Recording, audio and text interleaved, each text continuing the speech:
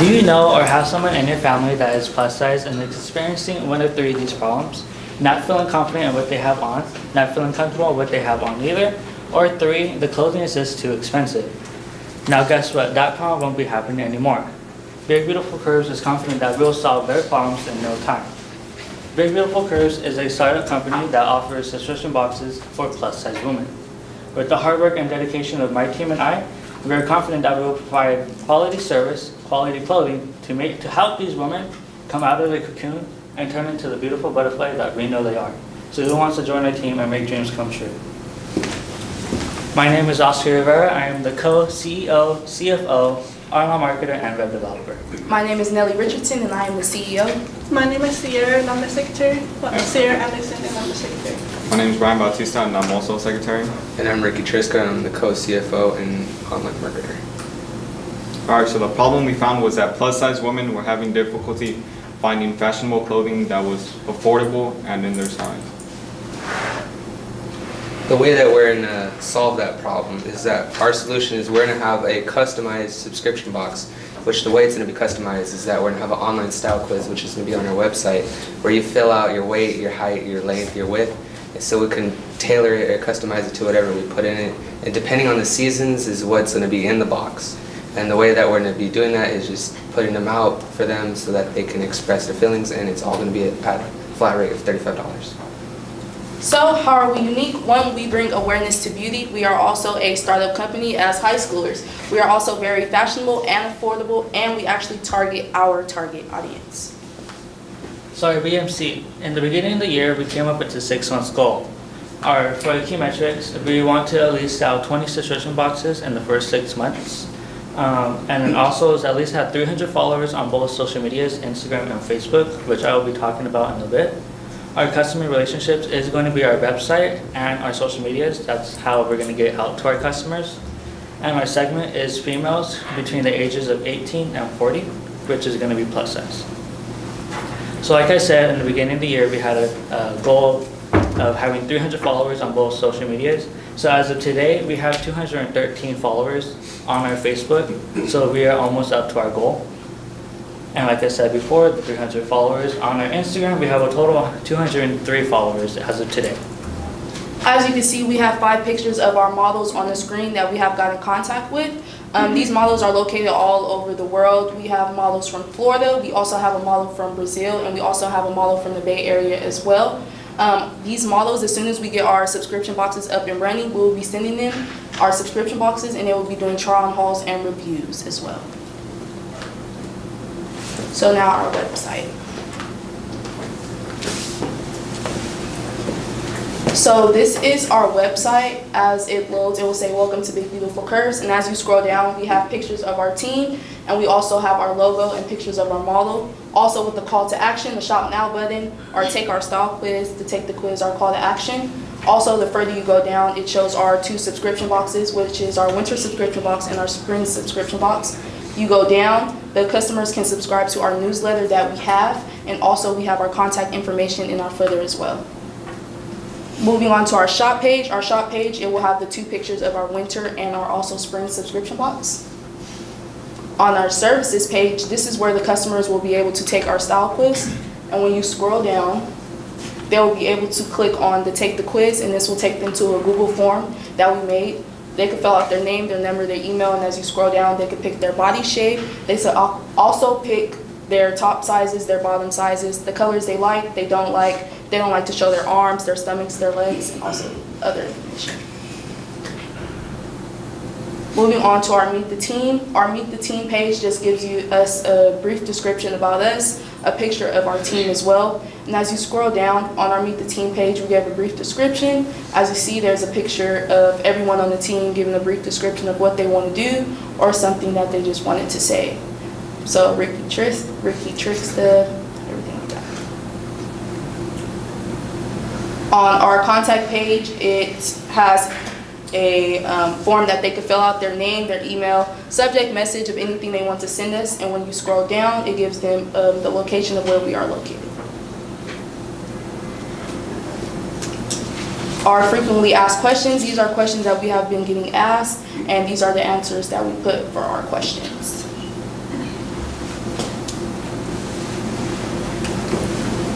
So our competition, we have 4 main competitors as we speak right now. One is Stitch Fix, a subscription box company as well, like the rest of the other 3. But Stitch Fix, they also do men's, women's, and they have a plus size section as well. We have Dia & Co. They are a plus size women's subscription box company. We have We Tote. They're a plus size women's subscription box company, and also Winnie B.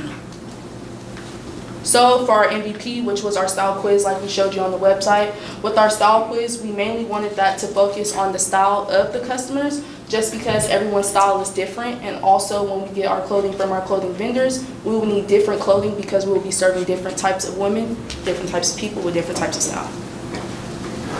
So as you see on the screen, this is our 2 subscription boxes that we have. On the left, you have the winter theme box, and on the right, you have the spring box, as you can see on the boxes right here. I don't know if you guys want to see it.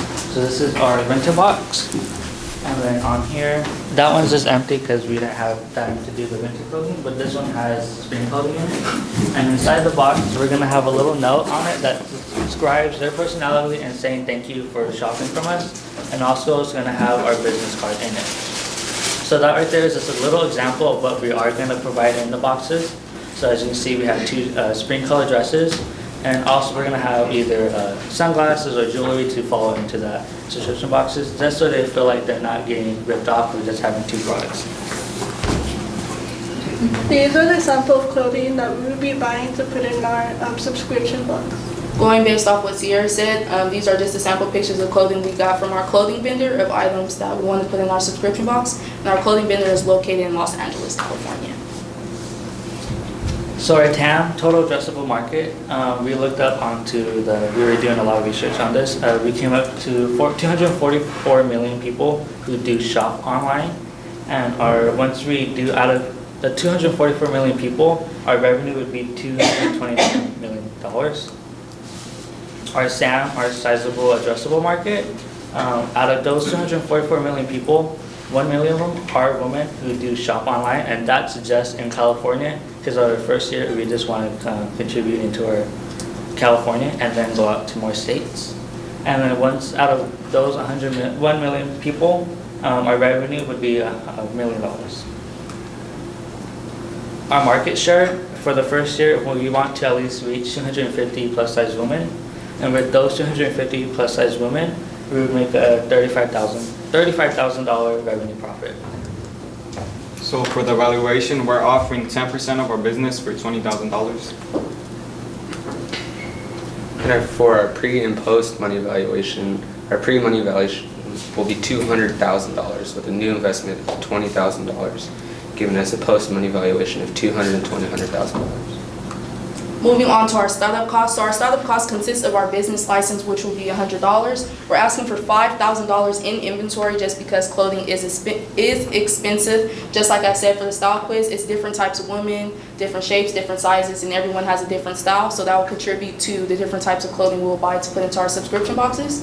Our website is $300 a year. Business cards, $420 a year, with our clothing boxes as $366, and our contract development, $500, giving us a total of $6,500. So our exit strategy, us as a team, we came up with a 5-year plan.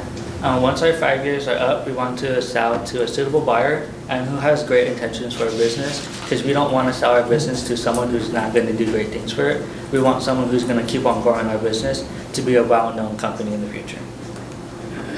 So here is a chart of our 5-year revenue. As you can see, for the first year, we'll make around $35,000 or $35,500. $35,500, my bad. And it just shows our revenue, our gross profit, and also our net income and our net loss, and it just shows the graph going up for each year. Thank you. Thank you.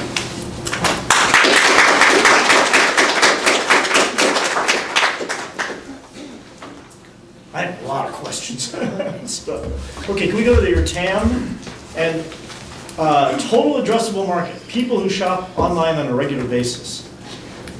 I don't know where you got this number, but I guarantee you it's a lot more. I think my wife would make a dent in this.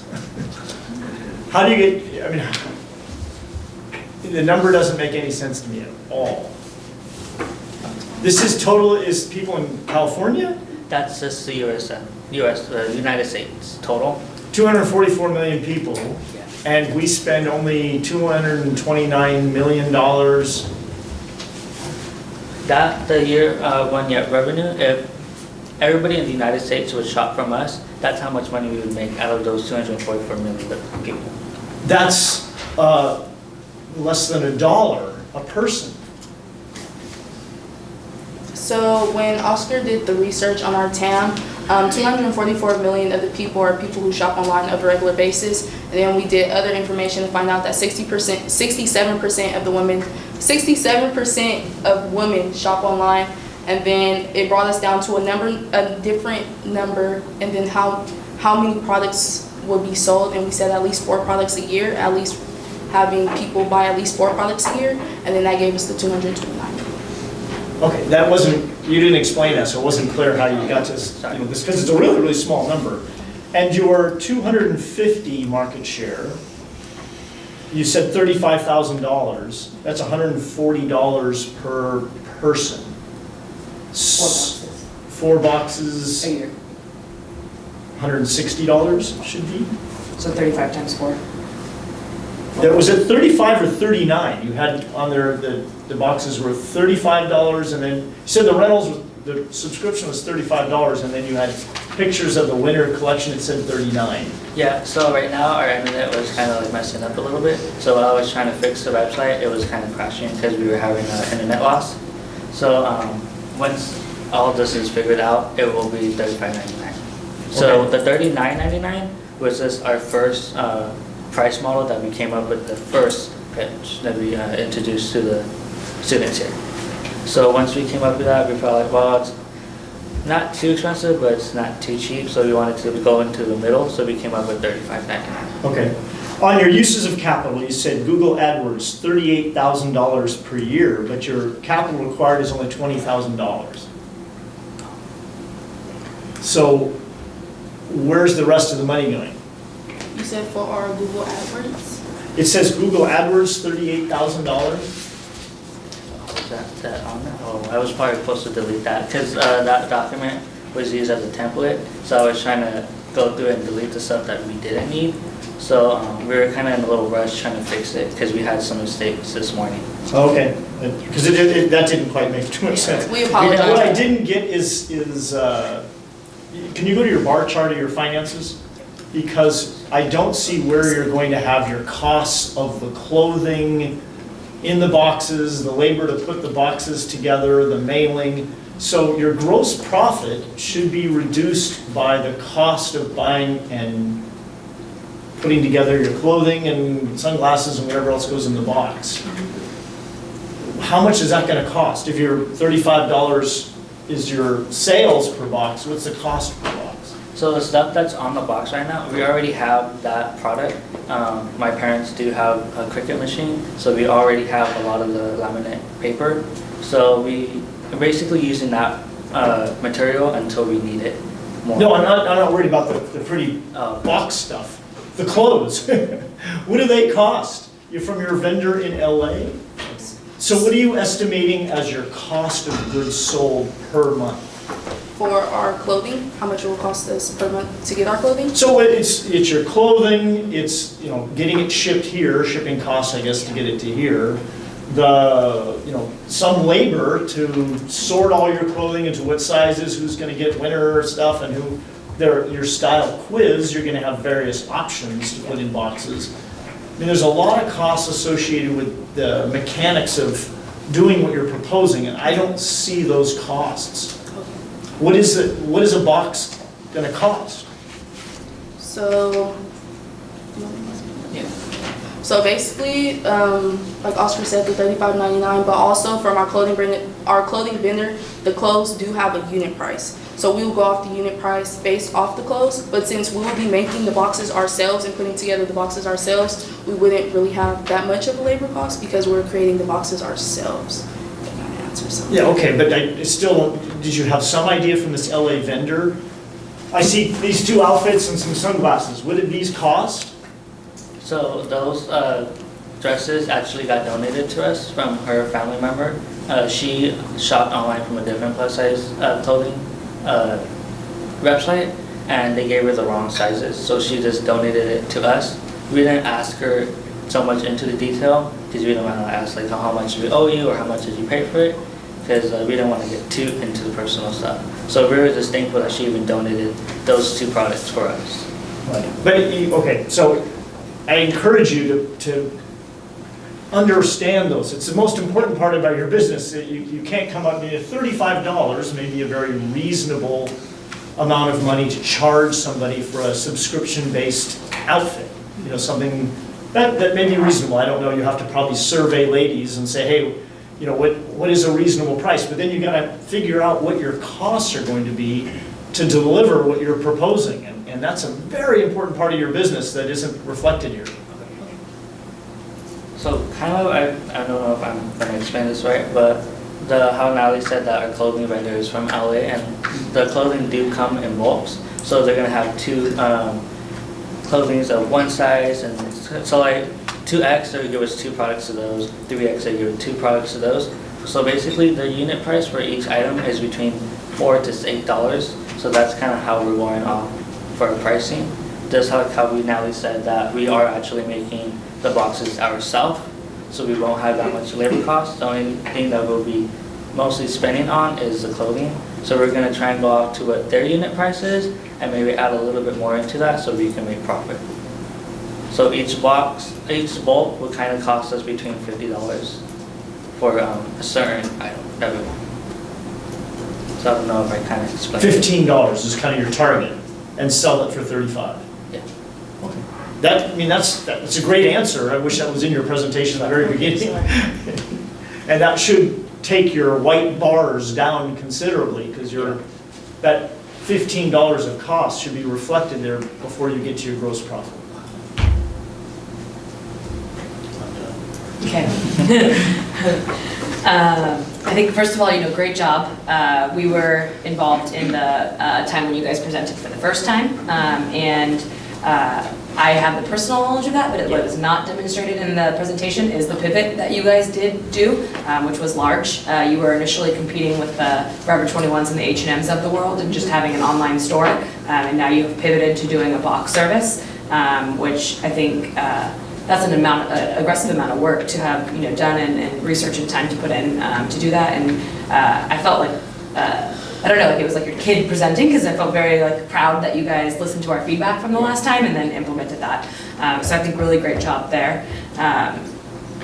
Breaking down some of the economics, I had similar questions, so appreciate kind of getting into that. I didn't see the cost for shipping included in what it costs with your boxes listed, so just wanted to make sure you add that in. And I'm also not sure, are these quarterly boxes to keep, or are they shipping back the clothing? Are they borrowing or keeping?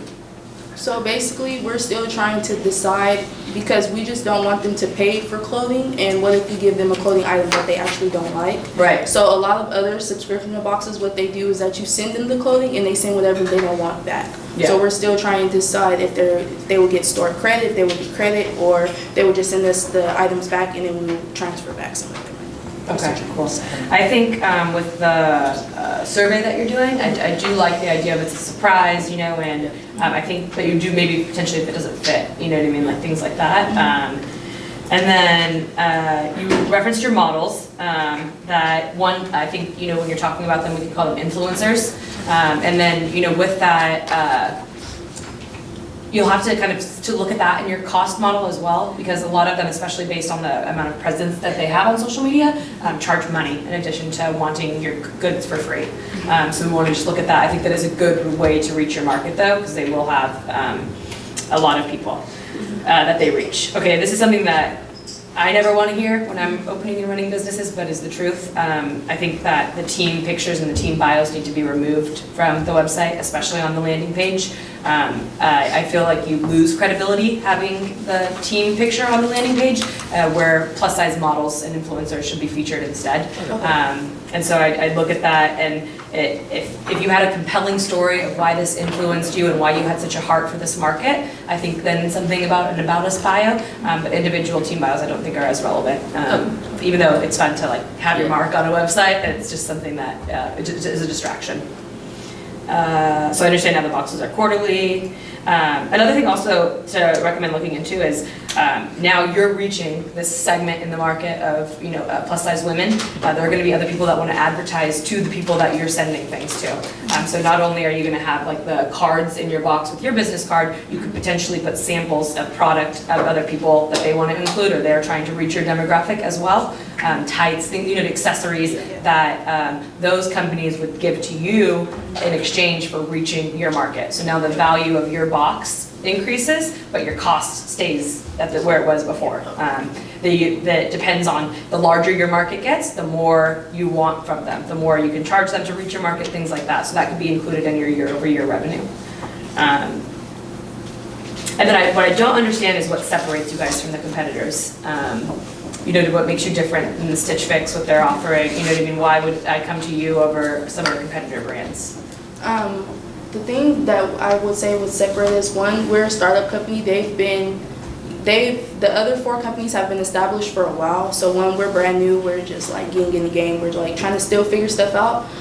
But 2, they're more overly priced than we are. When I actually signed up for Stitch Fix, and I actually like went through their process and things like that, and they actually are more, they're more overly priced than us. So I think that's what really separates us. Okay, the price so the difference. pricing, okay. And then going into that too, me and Ellie has signed up for a lot of these subscription boxes for our competitors, and in order for us to actually take a style quiz or figure out like what they're gonna kind of send us, they want the money first in order for us to see what they have to offer.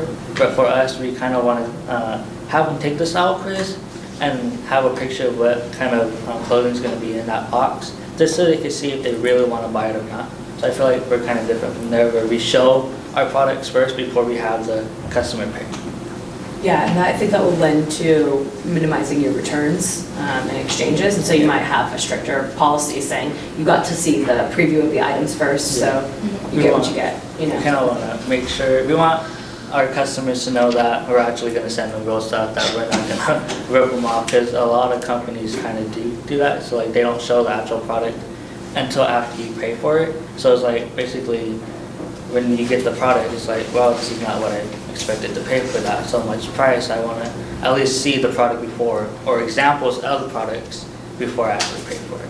Okay, cool, thank you. So when you were saying, I think Nellie is your name? Yes. Yeah, so you were saying Stitch Fix is more expensive, but they're big, I assume. So why are your costs going to be more efficient than them? One, we just felt like as a team we didn't want to start off so high, because we're getting our brand out little by little, but a lot of people don't know us like that. So for us to start off like, oh, our subscription box is going to be $60 every month, and it would be like, why is it so high if you guys are barely a startup company and no one really knows anything about you, kind of. So that's why our cost Okay, I is bet lower. you misunderstood my question. I was talking about costs. Okay. Your $15 of cost per box. Stitch Fix is a huge buyer. They get the biggest discounts from the LA manufacturer because they're big. And you're really, really small, so you're gonna get the highest price, the least amount of discount when you're buying these outfits, right?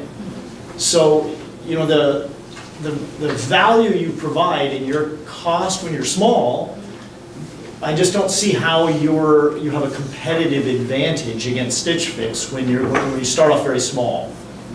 Do you have a feeling for what, that's very important in a startup company, is that you have a clear, you call it MVP or competitive advantage. When you're small and your costs are high, what is your big advantage? Why is somebody going to buy from you? Do you have an answer to that? So I think this is kind of answer. I feel like we're going to have more connection with our customers. Like we're going to actually want to hear their voice. So they want something a little bit more nicer. They want a little something that's not too fancy but not too cheap. We're going to actually take their voice and contribute into their boxes and other future customers' boxes. So we are going to actually value the customer's voice into what they kind of want and like how they want it. So if they want clothing that's like really, really fancy, or like dress casual, or they just want a relaxing summer day kind of in a way. So I don't know if you kind of understand that. Okay. I think you know what he's trying to say. Basically, what you are doing is you're willing to take a cut in profit initially, you know what I mean, to gain a following, and that's the advantage that you're offering. But also, you're saying that there's going to be a community, and so maybe look and think about that more. Do some more research into the plus size demographic and see what they would want at a community or customer service, how you can improve there. That kind of give you a competitive advantage over the competitors. Because as an investor. Everything you say is absolutely correct, that you're going to be paying the most for the clothing that Stitch Fixes can get at a bulk discount, and then you're making less of a profit margin to offer a pricing lower than theirs as your competitive advantage. So just being careful there. I was wondering, I thought the Tam and Sam could have been a lot more dialed in if you had kind of considered the plus size demographic size into those numbers. I was wondering why you made the decision not to incorporate that factor in, since it's such a defining parameter on your market side. So we actually didn't think about that until you actually brought it up. I actually didn't think about that. We just thought about the plus size woman in general, but we just didn't think about the different ranges of the sizes and things like that. Yeah. Oh, because the way that I took it was that the Tam and the Sam was like everybody in the country that shops online, And so I thought it would be kind of more useful for your purposes to identify the size of the plus size market, since that's like really, unless someone's buying a gift, which would be a real outlier, like that's like who would really potentially be shopping from you guys. And then one thing that I thought, given that you guys pivoted to the subscription box model, I think something that could really lend a lot of credibility and also help you guys understand the way that a subscription model works is to dive into the more subscription service-oriented KPIs and metrics that exist. Subscription boxes are really kind of a unique type of business, and so when you evaluate their performance and their metrics, there's a number of different specific KPIs that you would look at, like your churn rate and some other ones. So I would kind of recommend that you look into those and kind of wrap your head around those. Like how many people are staying on board, how many people are you losing after their first box and staying on it for longer, and that's what the churn rate there. Great job, guys. Thank you.